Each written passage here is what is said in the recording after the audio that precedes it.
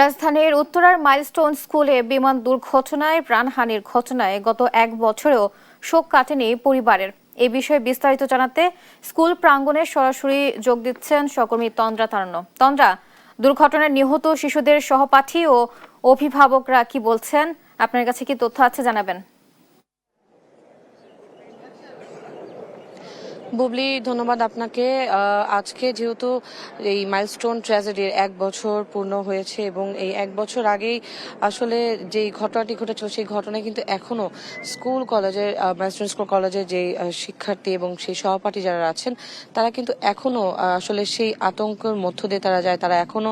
আসলে সেই দিনটিকে মনে করেন এবং বারবারই সেই দিনটিকে তারা তাদের চোখের সামনে ভেসে ওঠে, এমনটা কিন্তু তারা জানান। তবে যেটি না বললেই নয় যে গতকাল কিন্তু এই আজকের মাইলস্টোন ট্র্যাজেডির যে দিন বা এক বছর পূর্ণ উপলক্ষে গতকাল কিন্তু দোয়া মাহফিল করার আয়োজন করা হয়েছিল এবং সেখানে সহপাঠীরা ছিলেন এবং স্কুল অ্যান্ড কলেজের প্রতিটি শিক্ষার্থী সেখানে উপস্থিত ছিলেন। এবং আজকে সকাল থেকে মাইলস্টোন স্কুল অ্যান্ড কলেজের এই দিনটি ঘিরে যে আয়োজনটি ছিল, আজকে সকাল থেকে কিন্তু এখানকার যে শিক্ষক শিক্ষিকা যারা রয়েছেন এবং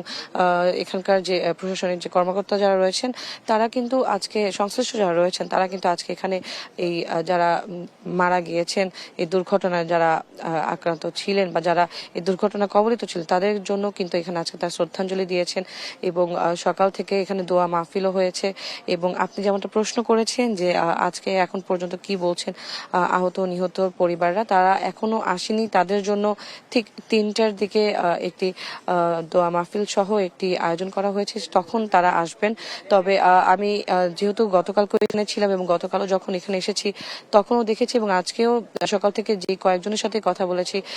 যে আহত বা নিহত পরিবার যারা রয়েছেন তারা কিন্তু এখনো বলছেন যে এক বছর পেরিয়ে গেলেও তারা এখনো সেই বিভীষিকাময় সময় আসলে তারা ভুলতে পারেন না এবং তাদের এখন পর্যন্ত তাদের জীবন এক বছর কেটে গেলেও তাদের জীবন কিন্তু এখনো সেই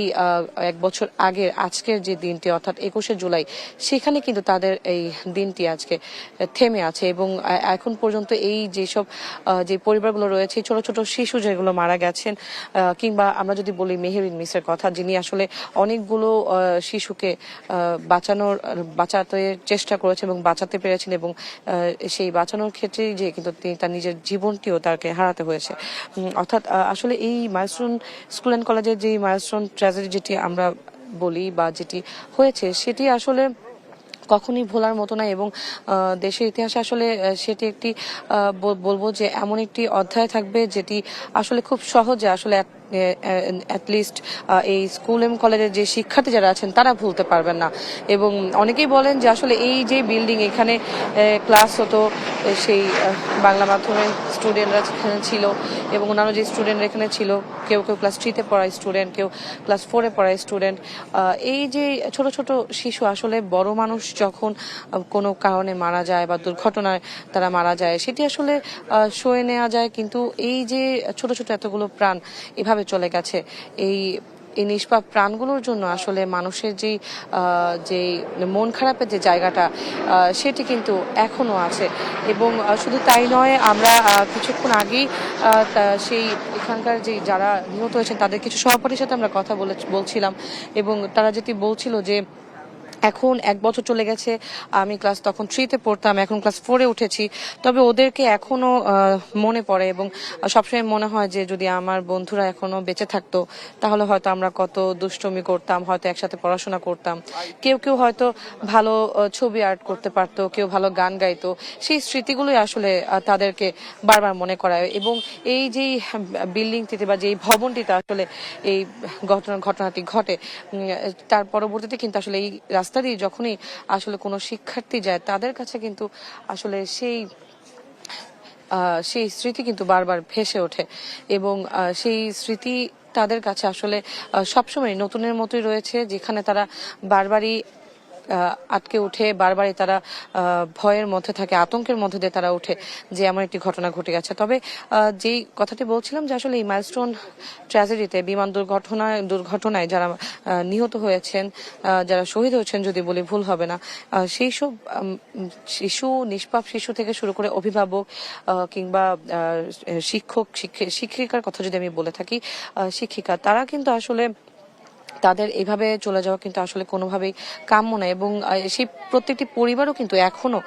1 বছর হয়ে গেল তারা কিন্তু মেনে নিতে পারেনি যে